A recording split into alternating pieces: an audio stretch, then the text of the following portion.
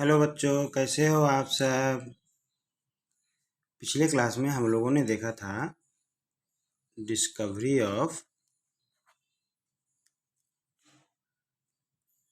Nucleus. Discovery of nucleus, ठीक है।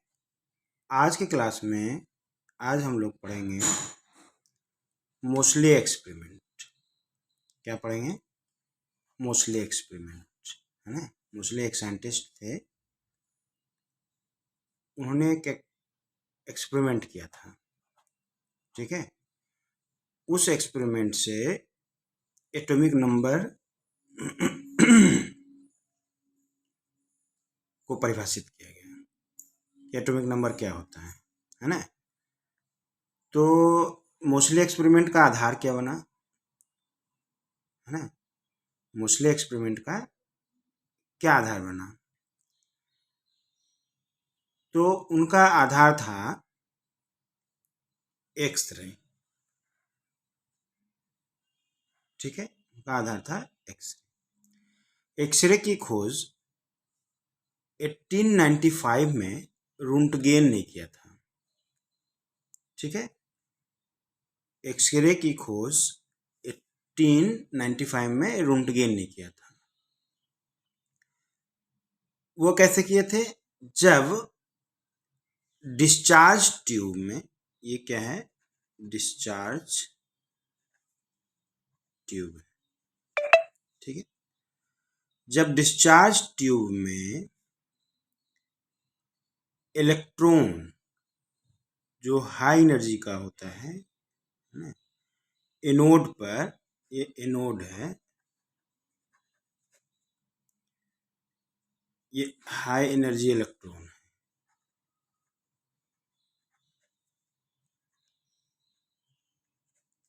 ठीक है। हाई एनर्जी इलेक्ट्रॉन, जब हाई एनर्जी इलेक्ट्रॉन से एनोड पर प्रहार किया गया, यानी कोलाइड किया गया, ठीक है, तब एक रे निकली, है ना, जो डिफ्रैक्टिंग यूनिट से डिफ्रैक्ट होकर के एक रे निकली, जिस रे को एक्सरेज बोला गया, ठीक है। एक्सरेज का यूज तो बहुत होता है, आप लोग जानते ही हैं, है ना, मेडिकल साइंस में। तो इस तरह से एक्सरे की खोज हुई, ठीक है। एक्सरे का वेवलेंथ क्या होता है? 0.1220 एंगस्ट्रॉम, है ना। और सभी एलिमेंट का, जिसको हम एनोड जिसका हम एनोड बनाते हैं, सभी एलिमेंट का एक्सरे का जो स्पेक्ट्रम होता है, एक्सरे का जो स्पेक्ट्रम होता है, वो कैरेक्टरिस्टिक प्रॉपर्टी होता है। अर्थात कैरेक्टरिस्टिक प्रॉपर्टी का मतलब ये हुआ कि अपनी अपनी जो एलिमेंट होते हैं, अपने अपने जो मैंने सॉरी एलिमेंट का, अलग अलग एलिमेंट का अपना अपना एक प्रॉपर्टी होता है। अलग अलग एलिमेंट का एक अपना अपना प्रॉपर्टी होता है, ठीक है। तो ये आधार बनाकर मोस्ले ने 1912 टू 13 में एक ऑब्जर्वेशन किए, है ना। उन्होंने 38 डिफरेंट एलिमेंट्स का, जो एल्युमिनियम से शुरू होकर के गोल्ड तक है ना, एल्युमिनियम से गोल्ड तक जो भी एलिमेंट हैं,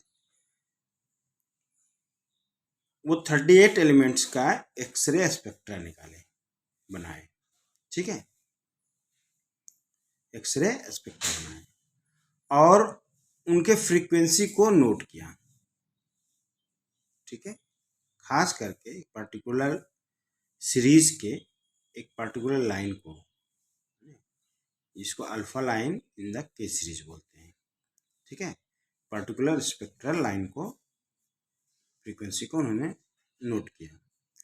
तो जब नोट किए, तब ये ऑब्जर्वेशन हुआ, उन्होंने ये ऑब्जर्व किया कि जैसे जैसे एटॉमिक मास बढ़ता है ना, एलिमेंट का जैसे जैसे एटॉमिक मास बढ़ता है, उस एलिमेंट की जो एक्सरे स्पेक्ट्रा की जो पर्टिकुलर लाइन है ना, उनकी फ्रीक्वेंसी भी उसी तरह से बढ़ता है। ठीक है, यानी एटॉमिक मास बढ़ने से फ्रीक्वेंसी भी बढ़ती है। ठीक है, अर्थात कहने का मतलब ये हुआ कि it was realized that the frequency of the particular spectral line है ना, इसको अल्फा लाइन इन द के सीरीज स्टडी किया गया, more precisely related with the serial number of the element in the periodic table. अर्थात periodic table में जो serial number है ना, उससे रिलेट होता है ना। अब ये सीरियल नंबर को कहा गया एटॉमिक नंबर। क्या कहा गया? Atomic number. अब इन्होंने रिलेशन क्या दिया? फ्रीक्वेंसी और एटॉमिक नंबर में क्या रिलेशन दिया? तो ये रिलेशन दिया, square root of frequency equal to A into Z minus B. ये फ्रीक्वेंसी है, एटॉमिक नंबर है जेड, है ना, ए और बी एक कांस्टेंट है। ठीक है, तो इस रिलेशन को ये फॉलो करता है। ठीक है, अब क्या हुआ, इस तरह से एटॉमिक नंबर को परिभाषित किया गया है ना, किसके द्वारा?